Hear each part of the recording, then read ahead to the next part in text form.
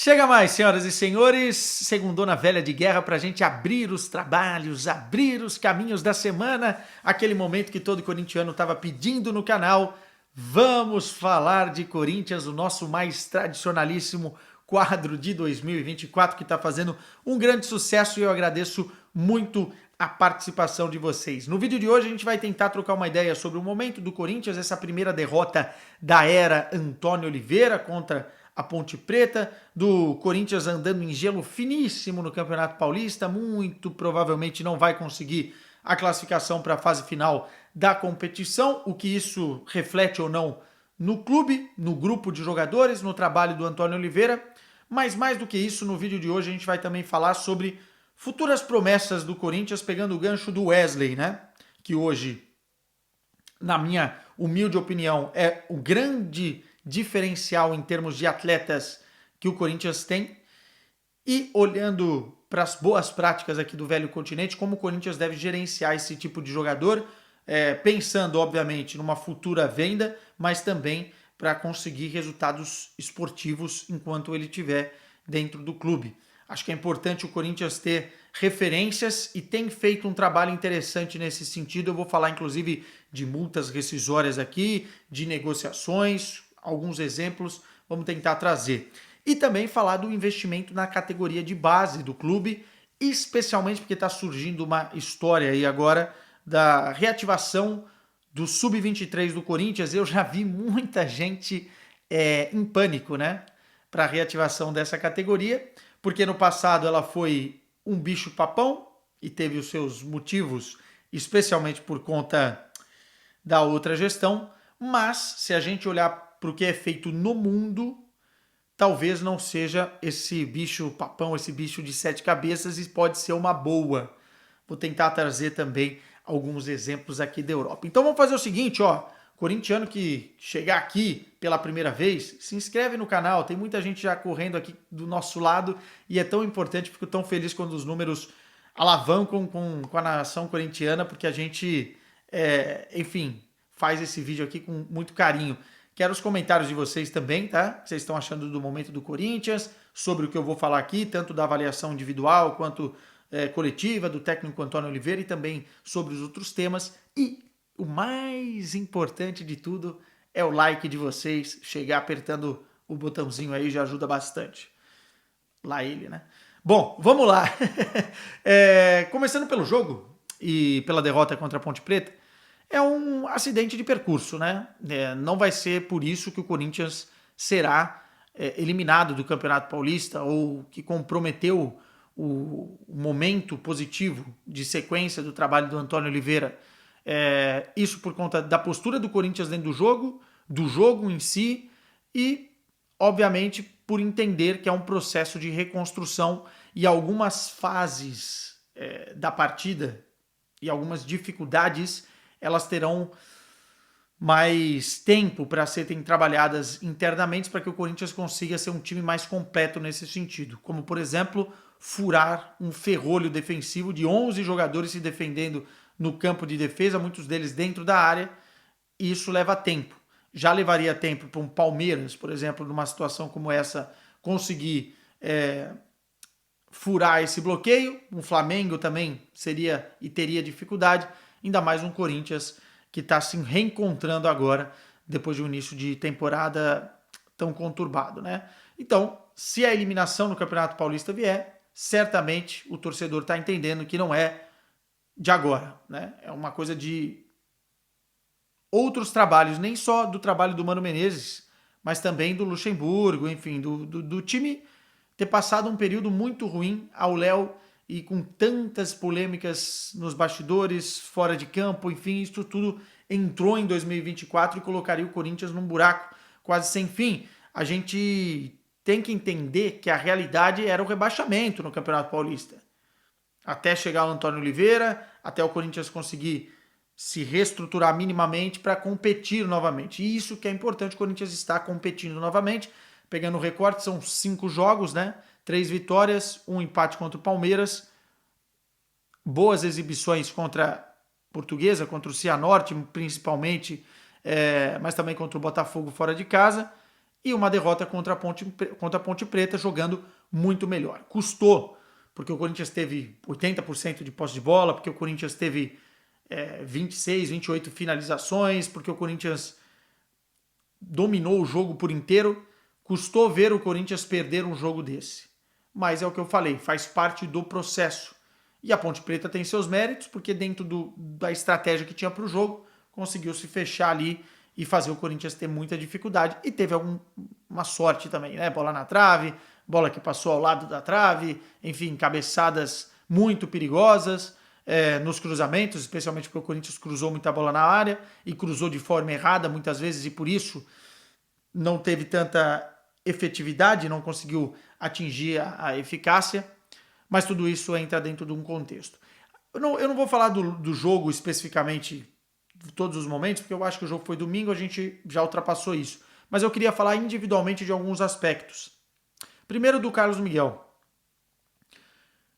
Foi uma falha, não tem como esconder. Não foi um frango, mas foi uma falha. Essa bola você não pode espalmar para dentro da área, ainda mais na marca do pênalti, porque ali o XG, né, é muito alto, no sentido de quem pegar esse rebote ou a bola bater em alguém, é fácil você conseguir devolver ela para o gol. E aí o goleiro estava caído, não tem por que você espalmar essa bola para dentro da área, ou você espalma forte para o lado, ou você segura. Mas eu não acho justo condenar o Carlos Miguel e dizer que, enfim, tá vendo, vocês falam mal do Cássio, se fosse o Cássio já estava caindo o mundo. A verdade é que os goleiros falham, né? Os melhores falham. E o Carlos Miguel falhou. Cabe a ele também pegar essa falha e transformar em combustível para continuar trabalhando bem, continuar sendo elogiado, porque me parece que é realmente um bom goleiro e a torcida está com ele. Falhas acontecem. E passando para os laterais, né? Aí mora um grande problema do Corinthians nesse início de trabalho do Antônio Oliveira, porque o Fagner não é nem sombra do jogador que ele já foi. Fisicamente nem é o problema, ele voltou melhor nessa temporada, pelo menos aparentemente, mas ele já não tem aquele vigor, né? Aquela chegada de linha de fundo, aquela aceleração de jogo que ele tinha antes, as tabelas com o ponta ou as tabelas com o meio, infiltração pelo corredor central. O Fagner, além de muito burocrático, é um cara que está desacelerando o jogo do Corinthians. Os cruzamentos que ele fez, basicamente a maioria, ele não acertou quase nenhum, foram aqueles cruzamentos de frente para a área, né? E não de linha de fundo. Aquele que o goleiro adora, né? O zagueiro adora, porque ele vem com essa bola de frente e é muito mais fácil de cortar do que uma bola rápida que vem da linha de fundo, que pega a zaga num contrapé. Então eu acho que o Corinthians foi muito pouco efetivo nesses cruzamentos e esse foi um dos grandes problemas. Perdeu muito tempo fazendo isso. Não tinha um meio-campo organizador, a gente já vai falar sobre isso. Não tinha um cara que fazia o time girar e com velocidade, enfim, criar mais oportunidades ali para que os laterais conseguissem passar, mas eles também não passam. E aí entra também no Hugo, que até agora não mostrou nada ao que veio. Defensivamente não me agrada, sofre muito quando pega jogadores potentes por aquele setor, a gente viu contra o Palmeiras, em algumas ocasiões. E ofensivamente também não faz ultrapassagem, não auxilia o ponto esquerda, que no caso era o Wesley. Enfim, eu fiquei curioso para ver o Palácios, acho que todo corintiano ficou, né? Porque ele começou muito bem, deu azar da lesão, mas me parece que o Hugo não é esse tipo de jogador que a gente espera que o Corinthians tenha na lateral esquerda, ainda mais com essa formatação do Antônio Oliveira, que gosta de jogar com os laterais subindo, né? E dando amplitude ao campo e conseguindo fazer com que o time chegue com facilidade na linha de fundo. Acho que, enfim, esse é um dos grandes problemas. A zaga foi bem, gosto do Gustavo Henrique, acho um zagueiro alto, tem precisão no carrinho, consegue fazer algumas coisas interessantes na defesa, não compromete na construção do jogo, acho que até constrói bem. E o Félix Torres, para mim, grande acerto da temporada, ao lado do Ranielli.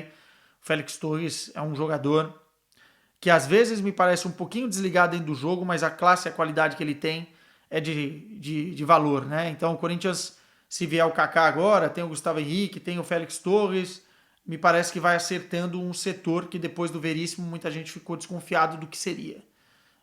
Acho que não mora aí o problema, até porque a Ponte Preta também vamos ser sinceros, não atacou, né? No jogo. Só atacou no momento do gol praticamente e não atacou mais. Ranieri, cara, monstro, monstro. É óbvio que a gente ainda precisa ver uma continuidade durante toda a temporada e um jogador do jeito que ele está se entregando é a cara do Corinthians e isso faz com que o torcedor crie uma expectativa muito grande.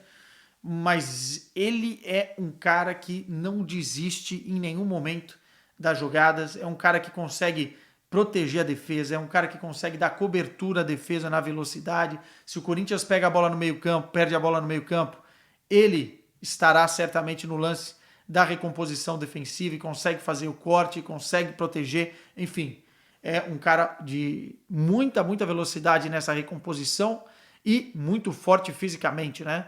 Não para um minuto e corre os 90 minutos como se fosse o primeiro. Então o Ranieri também é um grande acerto. O Maicon é aquele negócio, as características dele para esse tipo de jogo não me agradam tanto. Ele está melhor do que já esteve na temporada passada, mas eu acho que precisa de um número 8 articulador, organizador, um cara mais como o Renato Augusto e menos como o Maicon, que é um motorzinho que vai para lá, vai para cá, vai para lá, vai para cá, mas no final das contas a gente vê um Corinthians por conta dessas características, tanto do Maicon quanto do Garro. O Garro é um pouco diferente, mas afoito, né?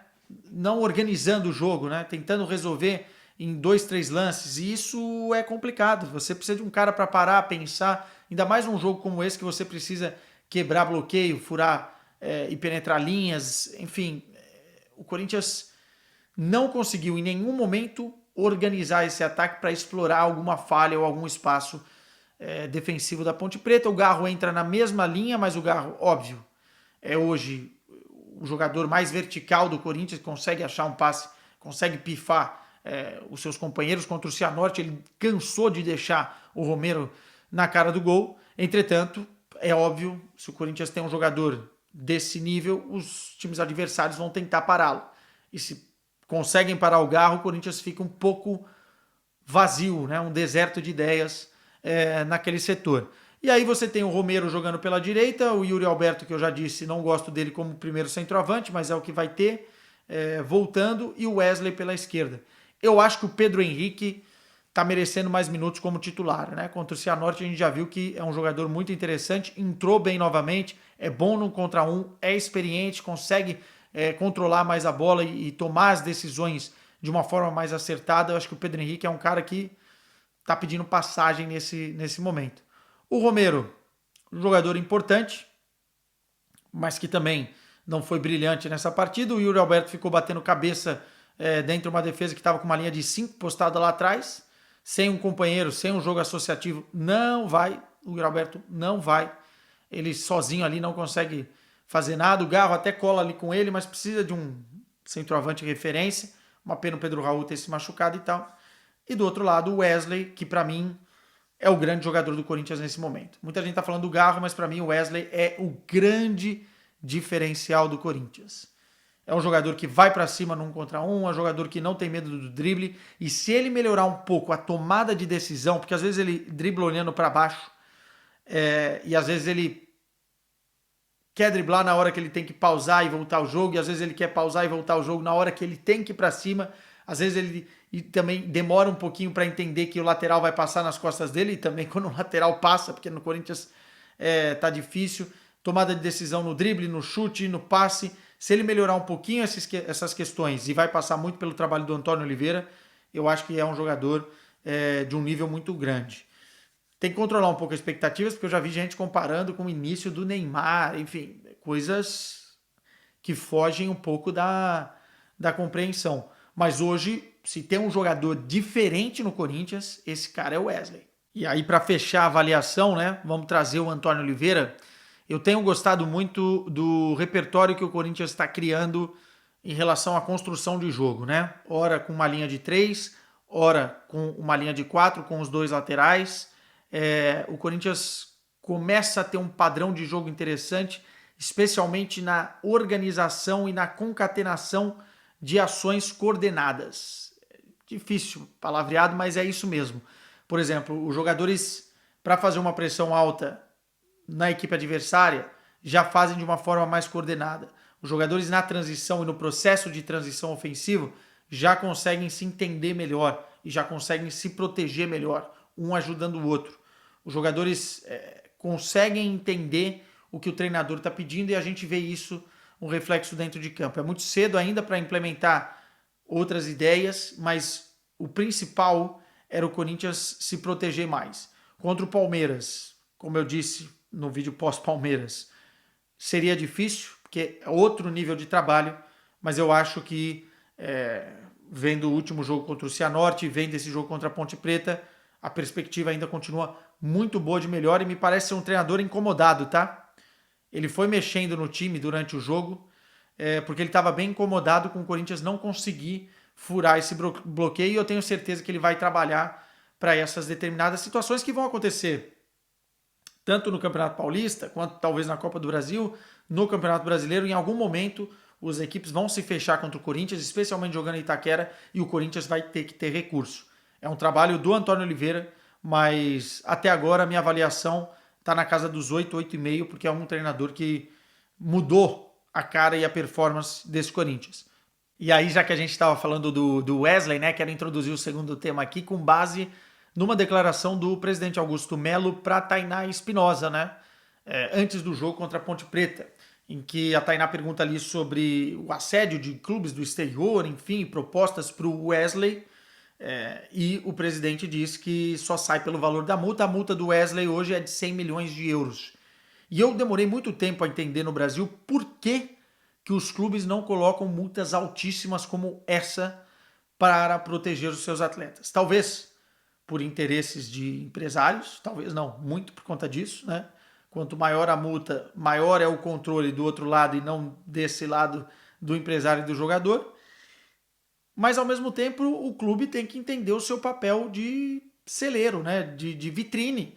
E o Corinthians, me parece, com essa multa e com essa postura, começa a entender e praticar o que a gente já vê aqui em Portugal. E eu vou usar Portugal como exemplo, porque Portugal não é destino final. Portugal hoje é celeiro, né, de atletas. Pode, eventualmente, ser destino final de um jogador que passou, como, por exemplo, o Di Maria, rodou e voltou para cá, assim como no Brasil vai acontecer. Mas eu estou falando de jogadores na flor da idade, né, promessas e prodígios que estão evoluindo.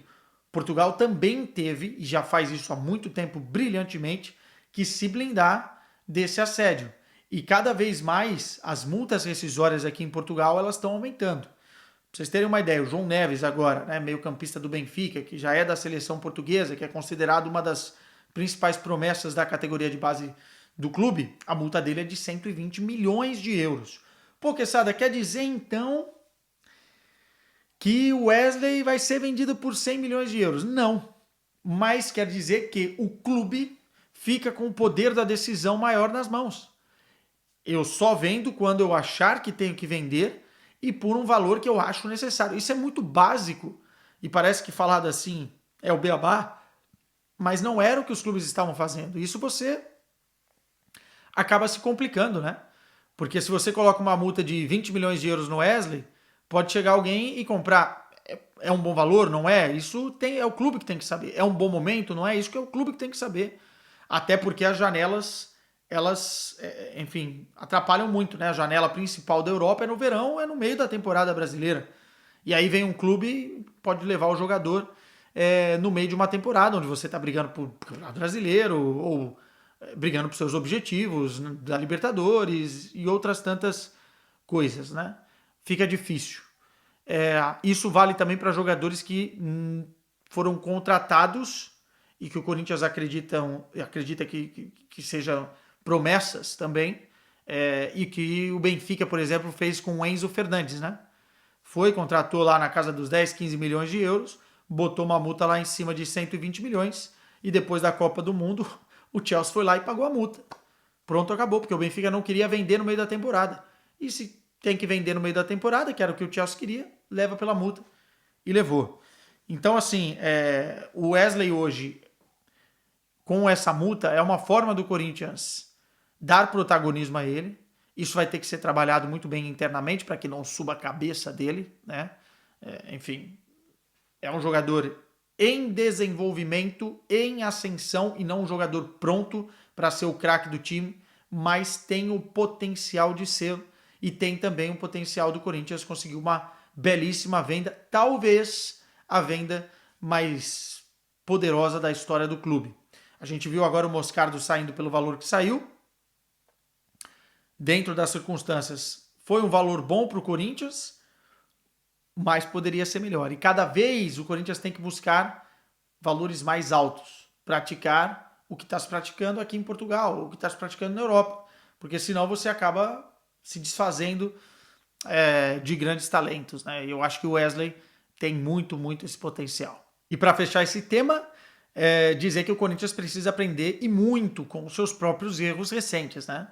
Olha só a quantidade de jovens talentos que saíram do Corinthians, e se a gente somar os valores das vendas, tudo bem que teve a operação Yuri Alberto, que foi uma das maiores loucuras que eu já vi, não pelo Yuri Alberto, mas pela transação de jogadores, mas olha só a quantidade de talentos que o Corinthians poderia ter vendido de uma forma mais inteligente, né? Robert Renan, Duqueiroz, Mantuan, enfim, Pedro.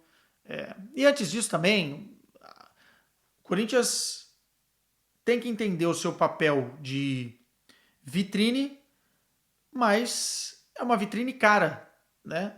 Tanto que um jogador que se destaca no Corinthians está mais perto de vestir a camisa da seleção brasileira ou ganha oportunidades na seleção brasileira. É um jogador que está em evidência dentro do futebol brasileiro. E isso não vale só para o Corinthians, vale também para outros grandes clubes que acabam passando por situações similares com jovens promessas. E para a gente fechar o vídeo, eu queria dar minha opinião sobre a priorização do investimento em categoria de base, que precisa acontecer agora para a gente colher os frutos daqui 10 anos. E mais do que isso, queria trazer aqui uma tônica e uma informação, acho que a Itatiaia que deu, que o Corinthians está estudando voltar, né, com a categoria Sub-23, o que causa um arrepio e um trauma recente no torcedor, né, que não quer nem ouvir falar, até por conta dos problemas que essa categoria ocasionou. Mas como isso pode ser uma ideia boa e que é utilizada hoje pelos maiores clubes do mundo, nas maiores ligas do mundo, aqui no futebol europeu, mas que tudo que foi feito atrás tem que servir de exemplo para não se fazer e não se repetir, né? Como uma coisa má gerida, com má intenção, com, enfim, outros propósitos, acaba deturpando a ideia do que pode ser uma coisa interessante para o clube. Olhando para trás, o Sub-23 do Corinthians se tornou num balcão de negócios para empresários, num cabide de emprego, de amigos e de conexões que não tinham necessariamente a ideia de melhorar ou aprimorar ou potencializar aquilo. E também se tornou um problema da forma financeira que era gerida. Porque não adianta você ter dívidas, mais dívidas, mais dívidas e ter lá uma folha salarial absurda com uma montanha de jogadores que nem oportunidades estão tendo, mas estão recebendo com contratos fechados para beneficiar X ou Y, porque é filho de X ou Z, enfim. Isso não é uma prática que leva a nada, né? Pode ser com o Sub-23, com o profissional, com o Sub-20, com o Sub-17, enfim, isso não existe, isso não pode acontecer.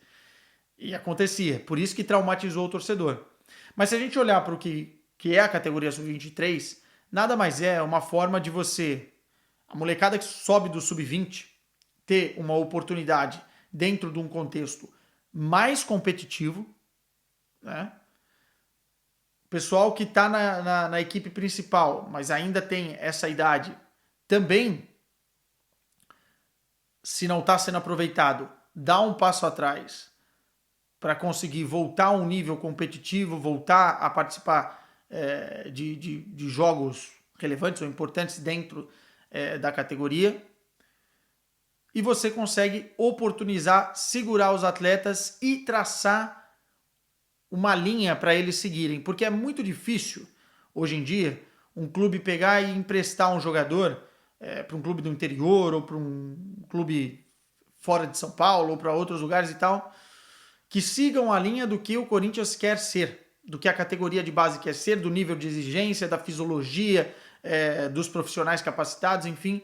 E o sub-23 pode beber da água que bebe o profissional. Ou seja, é o último passo para o cara chegar já pronto no profissional e não com um déficit de fundamento ou um déficit físico, enfim, falta de confiança. Não, o cara tem que sair dali pronto. Eu acho que esse processo de transição dentro do futebol brasileiro é necessário. Quer ver um exemplo? Na Inglaterra, por exemplo, a gente tem era o Sub-23, inclusive tem a Premier League para essa molecada, que agora virou Sub-21. Ou seja, o processo está cada vez mais cedo, porque os jogadores cada vez mais cedo também têm se projetado para assumir certo protagonismo e um papel importante dentro das equipes. Porém, isso existe. E é forte o campeonato de Sub-21 lá. Tem a Premier League Sub-21, que é para a molecada que está nas categorias inferiores já ir subindo e ganhar um ritmo competitivo interessante, quase como se fosse profissional, né? A ideia do Sub-23 é exatamente isso.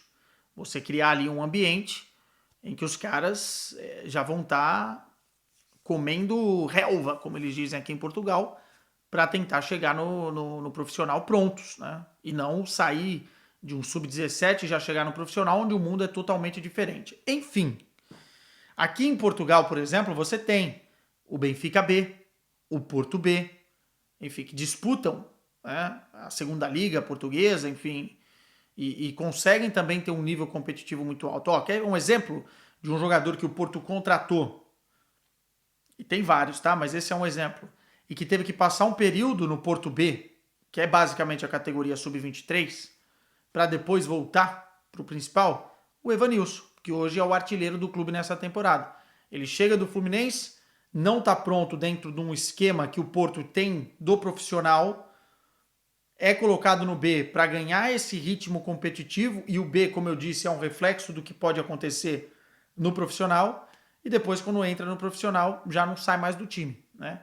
Porque adquire aquilo, talvez, os ensinamentos e a capacidade daquilo que talvez o clube queria para ele, que o próprio treinador queria, né? Alinhar também o pensamento do treinador do principal com o treinador das categorias de base é básico e fundamental. O Benfica também. O Antônio Oliveira, quando veio treinar o Benfica B, ele treinava jogadores como o João Neves, como o Antônio Silva, o Morato, enfim, jogadores que estavam se desenvolvendo. O Ederson passou pelo Benfica B. Outros jogadores, tá? O Benfica, daqui a pouco a gente até vai entrar mais nesse sentido, mas é um canhão e um exemplo a ser seguido nessa lapidação e depois projeção de atletas para se tornar uma vitrine caríssima hoje no futebol europeu. O próprio Real Madrid faz isso, o Real Madrid de Castilha, o Barcelona faz isso, na Alemanha também se faz isso. Todos os clubes grandes competitivamente têm essa categoria como um passo, uma base fundamental para o cara chegar no profissional. E eu acho que ela é importante. Um ponto que eu acho relevante trazer é que, obviamente, o Corinthians está numa crise financeira que não pode se dar o luxo de, enfim, pagar salários muito altos para atletas de base e que estejam nessa categoria. Mas aí você pode colocar algumas regras de limitação. Por exemplo, o Liverpool, recentemente o diretor das categorias de base deu uma entrevista dizendo que os salários dos jogadores têm um teto que é na casa dos 50 mil euros por ano. Por ano, ou seja, 25 mil reais por mês. Estamos falando do Liverpool, né? Que tem um faturamento na casa dos 590 milhões de libras. Ou seja, para vocês terem uma ideia que a coisa é muito bem controlada, né?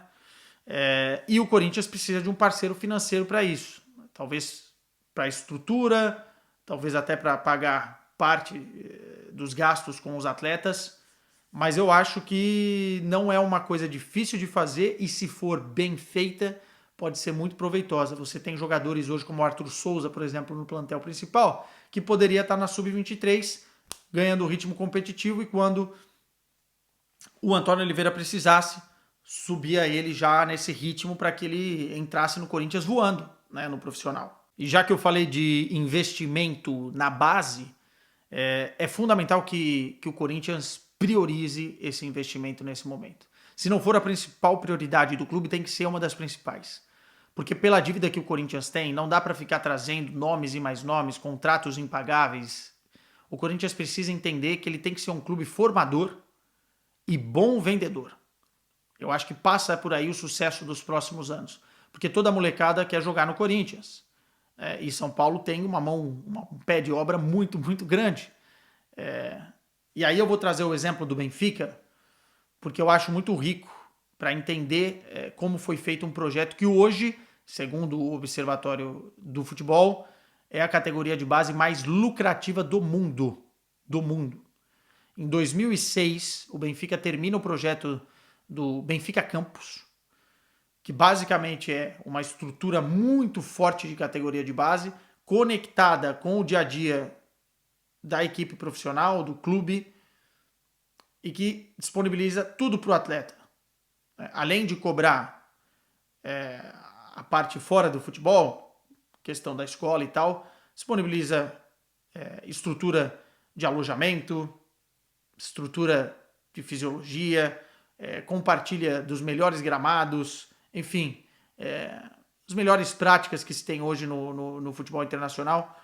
Tudo está ali no centro de treinamentos do Seixal, no Benfica Campus. Pô, Quesada, é tão bom assim que o Benfica começou a produzir e se vender no mercado como um clube de forte formação e de venda de atletas. Obviamente que a potência do clube na mídia portuguesa também é muito relevante para esse processo, e o Corinthians também o tem, né? Para a gente ter uma noção, o Benfica vendeu com a sua categoria de base 516 milhões de euros, segundo o estudo do Observatório de Futebol. E aí nós estamos falando de nomes dos mais antigos aos mais recentes, tá? Bernardo Silva, João Félix, Rubem Dias, João Cancelo, agora João Neves, Renato Sanches, cara, Gonçalo Ramos, que foi para o Paris Saint-Germain agora por 65 mais 15 milhões de euros. É interminável a lista, tá? Nelson Semedo, enfim. O Benfica conseguiu se transformar numa máquina de lapidar e vender jogadores a preço muito, muito relevante para o clube. Tanto que agora o Benfica, competitivamente, consegue ir buscar jogadores no mercado sul-americano, fazer isso também, esse processo de vitrine e colocá-los em evidência e depois revendê-los com multas absurdas, o caso do Enzo Fernandes, como eu falei, mas também consegue formar a sua própria mão de obra para que ela faça tanto esportivamente bem para o clube, né? O João Félix, por exemplo, ganhou o Campeonato Português pelo Benfica, o João Neves também conseguiu já vencer na temporada passada, é um dos principais jogadores hoje do meio campo dos encarnados, e aí vai de todas essas experiências. Mas se tornou um clube que consegue ir buscar, por exemplo, um Di Maria e pagar para o Di Maria o que ele quer receber. E buscar atletas de 20 milhões de euros no mercado. Arthur Cabral, por exemplo, o próprio Marcos Leonardo, o Coxo, que chegou também por um valor altíssimo, o Jurasek, que nem está mais, mas chegou por 14 milhões de euros. Enfim, o Benfica, a cada mercado de transferências, por conta desse poder financeiro que está adquirindo ao longo dos anos, vai conseguindo montar times cada vez mais competitivos. Eu acho que é um case de sucesso que o Corinthians deveria ficar de olho, mas tem a ver bastante com a vontade e o investimento nas categorias de base. Não adianta você querer, de um dia para a noite, tirar um moleque do sub-17, botar no profissional e esperar que o milagre aconteça. Não existe milagres nesse nível de futebol. É um ou outro que consegue furar o esquema, e o esquema tem que ser muito bem trabalhado. Meus caros, mais um Vamos Falar de Corinthians. Em breve teremos um novo vídeo aqui, portanto, likezinho, comentário, se inscreve no canal. Beijo pra vocês e vai Corinthians! Sempre. Tchau!